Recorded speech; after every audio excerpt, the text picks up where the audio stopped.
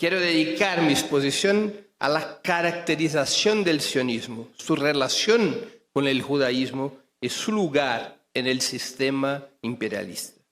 Solo es posible comprender el papel que ha jugado el pensamiento sionista desde finales del siglo XIX hasta hoy si entendemos el contexto histórico de su evolución y consolidación.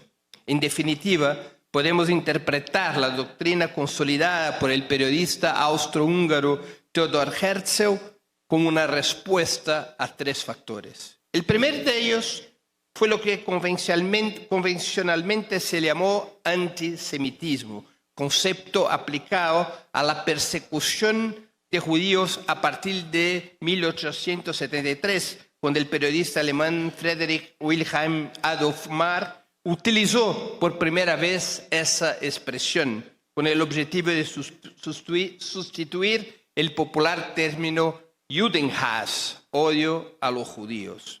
El segundo factor tiene que ver con los intereses expansionistas del imperialismo británico en búsqueda de nuevos territorios coloniales, fuentes de materias primas y energía, mercados de consumo y destinos de inversión.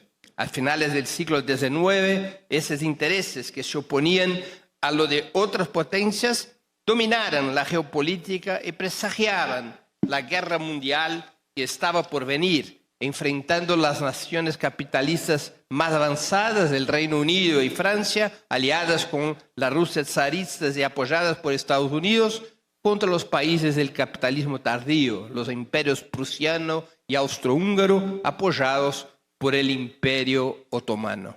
El tercer factor se refiere a la lucha contra la principal corriente del judaísmo no religioso de aquella época, fundada por un judío alemán llamado Karl Marx, cuya influencia se extendería en el siglo XX con la destacada participación de revolucionarios judíos. El ejemplo más eminente de esa participación se da en la Revolución Rusa de 1917. De los 7 miembros del Buró Político del Partido Bolchevique, 4 eran de origen judía, aunque los judíos representaban solo el 4.13% de la población bajo el Imperio ruso, según el censo de 1897.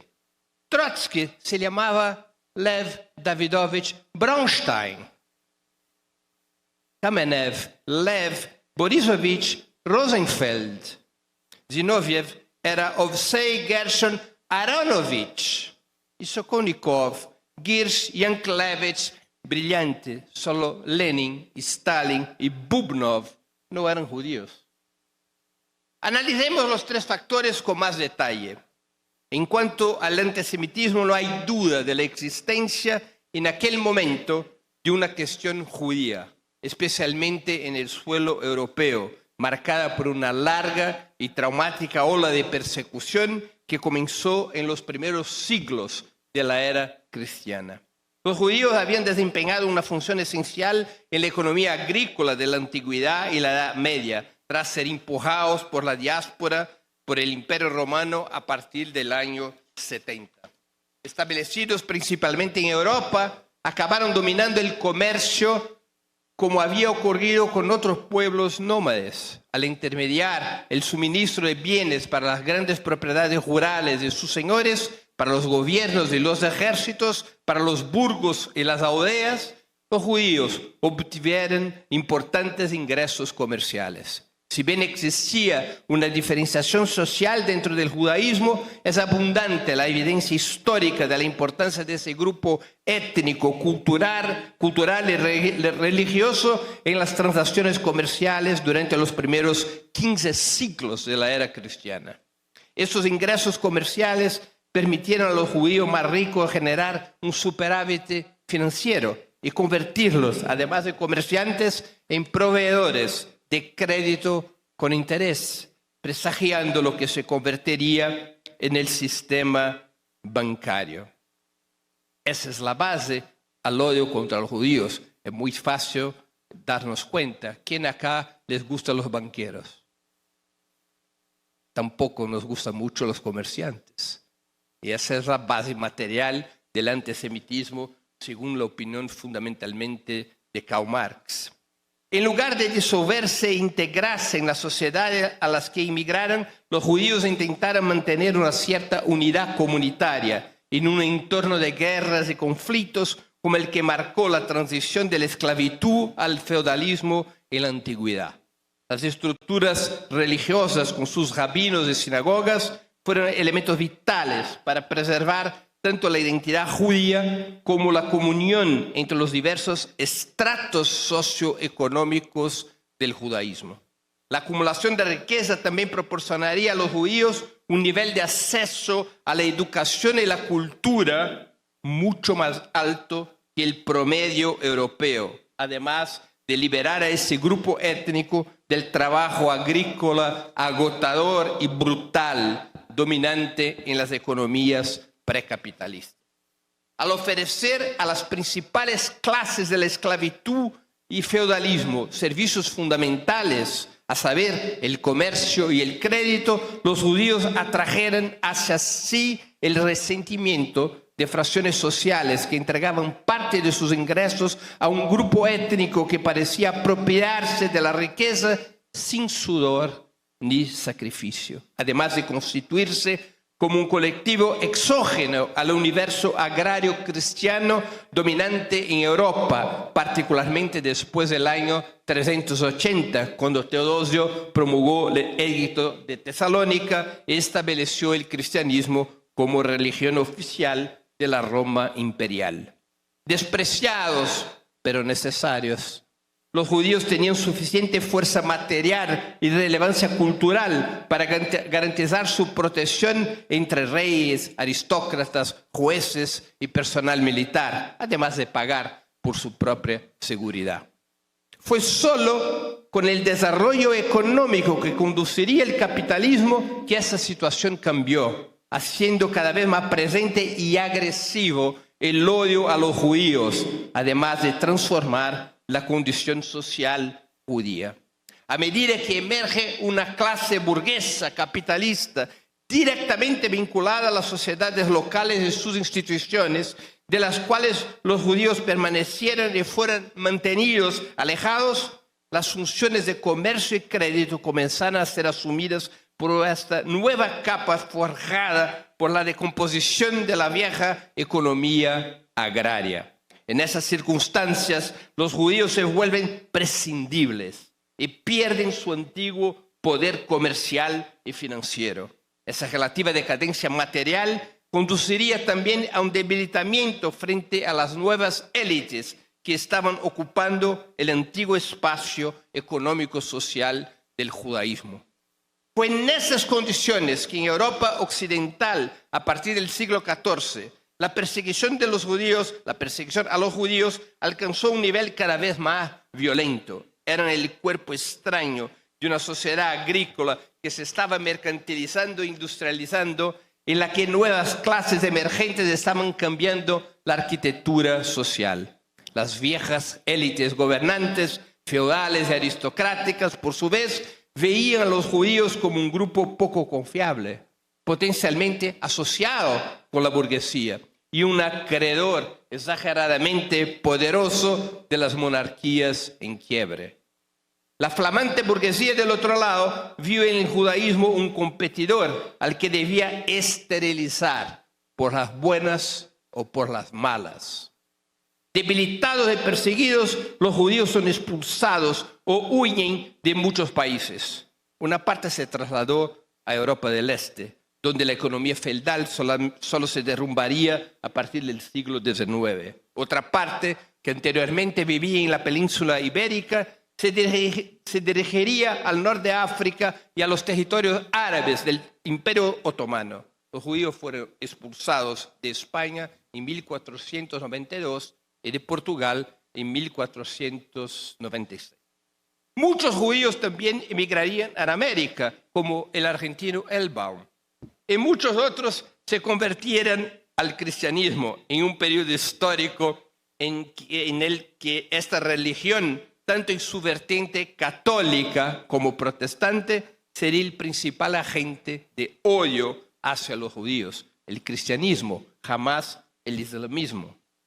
El antisemitismo europeo provocaría en la práctica una nueva diáspora judía, en el transcurso de un largo proceso de empobrecimiento y profundización de la división de clases entre los judíos, con fuertes movimientos de proletarización, al mismo tiempo que una pequeña minoría se integraría en la burguesía europea y mediante la compra de títulos hasta a la nobleza. Esa tendencia sería bastante significativa bajo el Imperio ruso. En la segunda mitad del siglo XIX, la radicalización del antisemitismo combinó racismo y represión ideológica. Muchos judíos se unieron a movimientos revolucionarios y se convirtieron también en enemigos públicos del zarismo. En esa etapa histórica de surgimiento del socialismo como opción entre las clases trabajadoras, como ya he dicho, la corriente judía más influente estuvo conformada por seguidores de la doctrina desarrollada por el judío alemán Karl Marx. Para los judíos marxistas y el propio Marx, la vieja cuestión judía solo podría resolverse con la superación del capitalismo y la extinción de las clases propietarias, eliminando por completo las relaciones sociales sobre las cuales había surgido el antisemitismo. Ese sector del judaísmo se vio incorporado al proletariado ruso y europeo, desarrollando una cultura humanista, anticolonial, antiimperialista y anticapitalista. Los judíos marxistas consideraban que solo una revolución socialista podría proporcionar una solución estructural a esa herida que azotaba a su grupo étnico y a toda la humanidad. Esa postura tuvo en cuenta la persistencia del antisemitismo en toda Europa, no solo como una amenaza a la condición judía, sino también por su uso en un discurso nacional chauvinista de las burguesías europeas, cuyo apogeo llegaría con el ascenso del nazismo en Alemania y el Holocausto, con 6 millones de judíos asesinados. Como dijo Lenin, el antisemitismo era una forma de desviar el odio entre trabajadores y campesinos de los explotadores hacia a los judíos.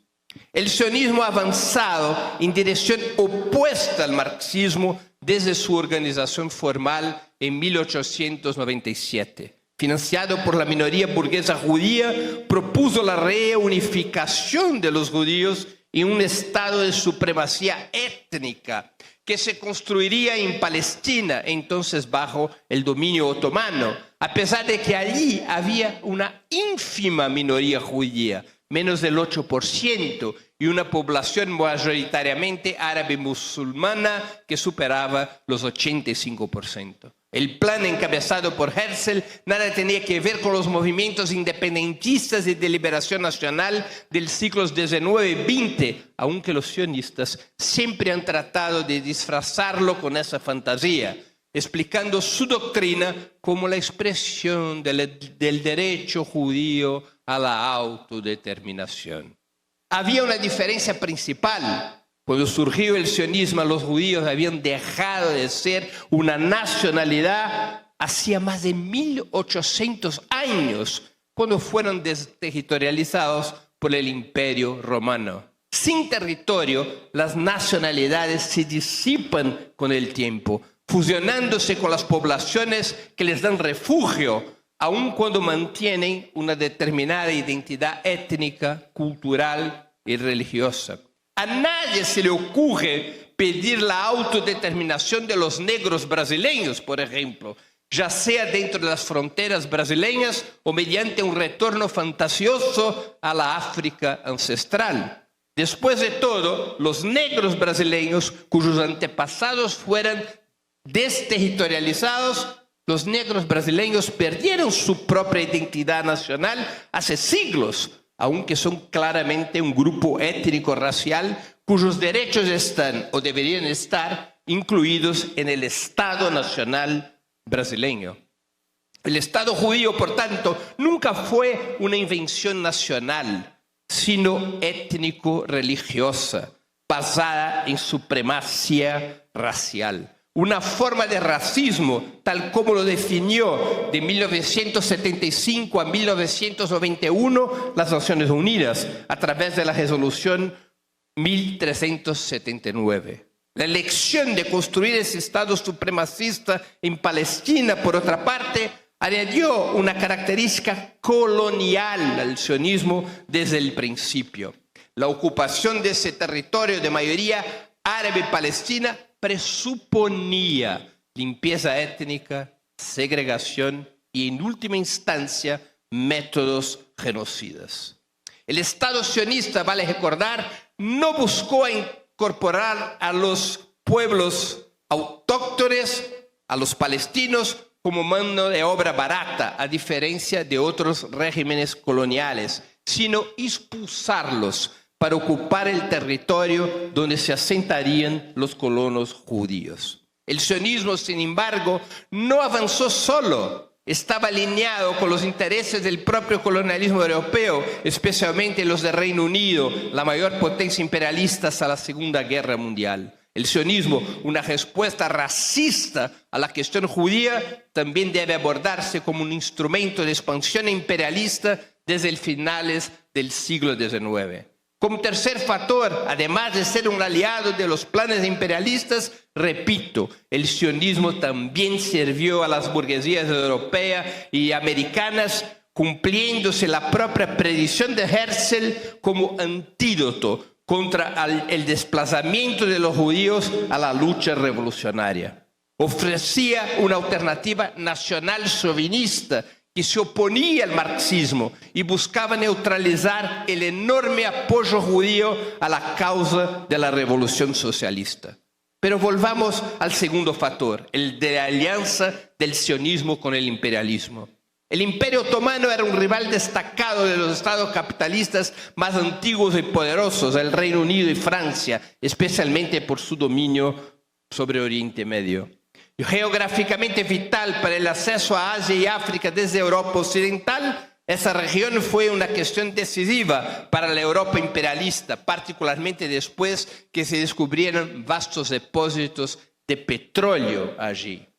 La acción de Londres y París incluyó varias maniobras para debilitar Constantinopla, hoy Estambul, capital otomana, desde 1453. Desde acuerdos comerciales y financieros que permitieron la penetración de capitales europeos hasta alianzas con grupos árabes que podían desestabilizar la hegemonía turca.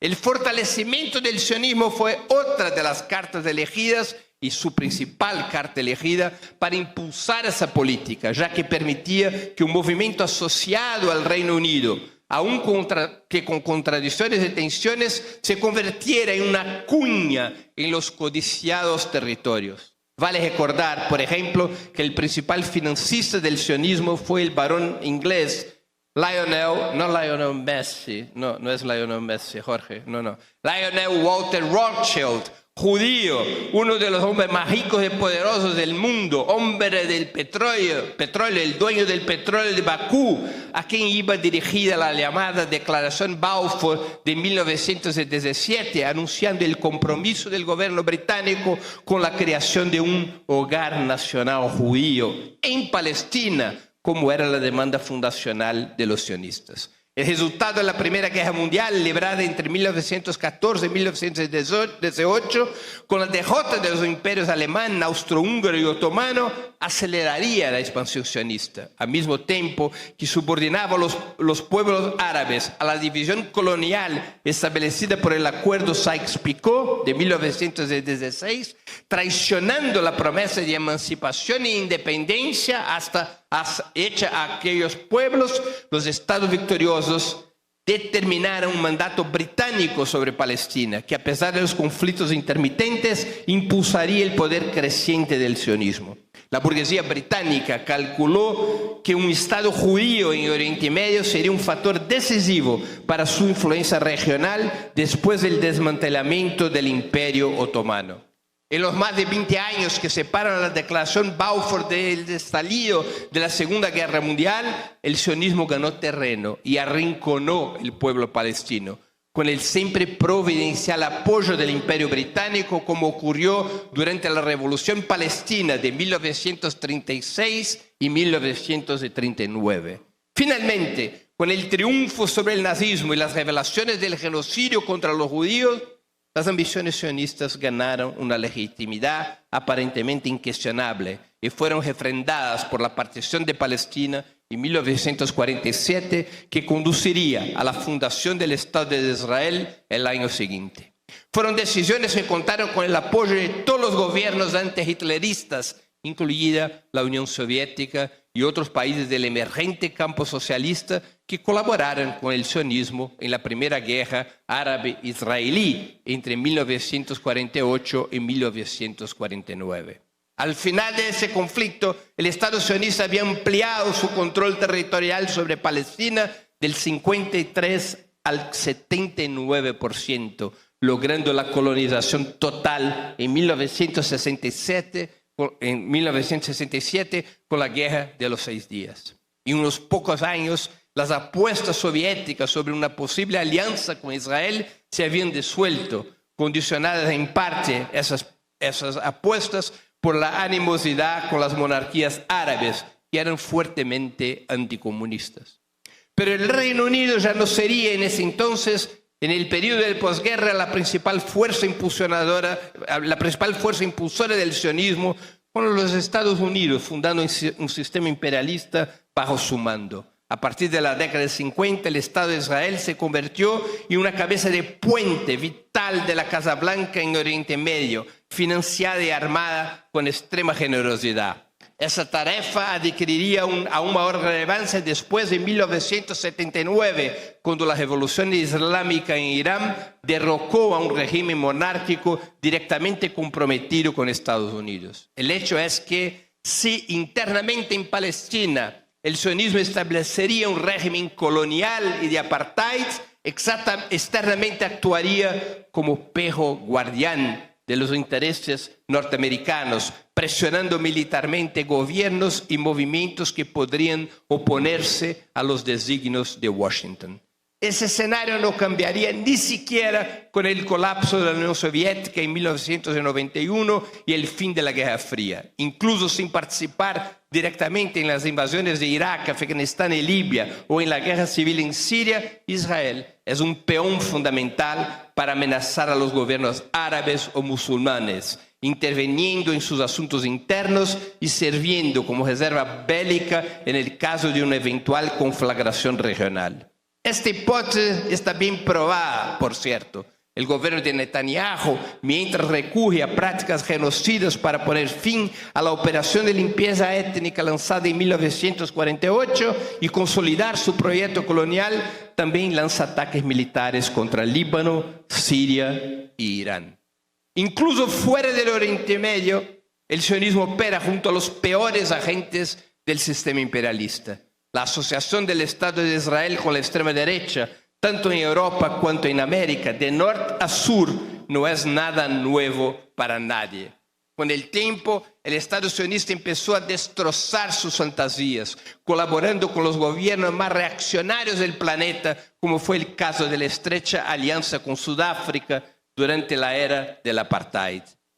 Ahora, la masacre contra los palestinos en la Franja de Gaza, que luchan y resisten valientemente, expone las entrañas del régimen sionista como nunca antes.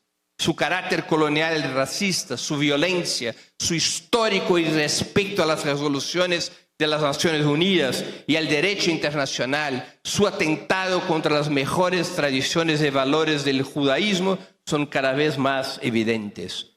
Como judío, de una antigua familia involucrada en luchas revolucionarias e internacionalistas, con muchos familiares exterminados durante el nazismo, me siento profundamente indignado por la malignidad del Estado sionista.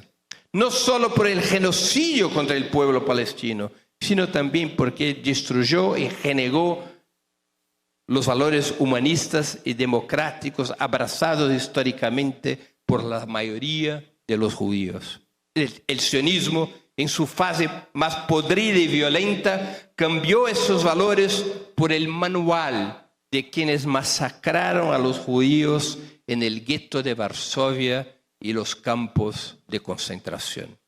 Por ironía de la historia, la oportunidad de liberar al propio judaísmo del deshonor, el dolor y la vergüenza que representa el régimen sionista está en manos de la resistencia palestina y la solidaridad global. La hermosa lucha del pueblo palestino es la batalla más grande que la humanidad está librando hoy. Una observación sobre un tema que el tiempo no nos permitió tratar, pero que es muy importante. El sionismo hizo una usurpación del holocausto como argumento de legitimación. El sionismo no ha sido antagónico ni siquiera al antisemitismo. El sionismo es sustitutivo del antisemitismo. Se apropia de sus herramientas y eso es muy claro en la obra de Theodor Herzl. En sus diarios hay un momento en que él escribe: ahora comprendo mejor el antisemitismo. Tenemos que aprovechar las lesiones del antisemitismo, de la utilización de herramientas para defender, que ellos utilizan contra nosotros, para que esas herramientas sean utilizadas, sean incorporadas en la defensa del Estado judío. No había un antagonismo entre el sionismo y el antisemitismo. Y no hubo antagonismo, y eso es muy importante desde un punto de vista histórico, no hubo antagonismo entre el sionismo y el nazismo, aunque algunos grupos sionistas tengan enfrentado al nazismo. Al revés, hubo muchos momentos de colaboración entre grupos sionistas y el nazismo. El más conocido de esos ejemplos es el acuerdo Havará. Havará es la palabra en hebraico para transferencia. Ese acuerdo fue firmado en 1933 por la Federación Sionista de Alemania con el gobierno de Hitler. Un acuerdo por lo cual los judíos podían salir de Alemania para Palestina, llevándose sus activos financieros desde que pagasen 25% de impuestos y desde que esos activos fuesen utilizados para comprar mercancías de Alemania. Y Alemania desde 1935 estaba bajo boicote mundial, exactamente por cuenta de las leyes raciales de Nuremberg, leyes raciales contra los judíos. ¿Quién rompe el boicot contra la Alemania nazi? La Federación Sionista de Alemania. El interés del sionista con ese acuerdo y con una extensa de otros momentos de colaboración, se queda muy claro que el interés del sionismo en relación al nazismo no era combatirlo. Incluso en un congreso de la Organización Sionista Mundial se derrotó una moción que ponía a las organizaciones sionistas en lucha contra el nazismo. La relación del sionismo contra el nazismo era aprovecharse de ese momento para impulsionar la colonización en Palestina, la expulsión de los judíos de la Alemania, que fue la política predominante de Hitler hasta 1938, hasta el Kristallnacht, la noche de los cristales.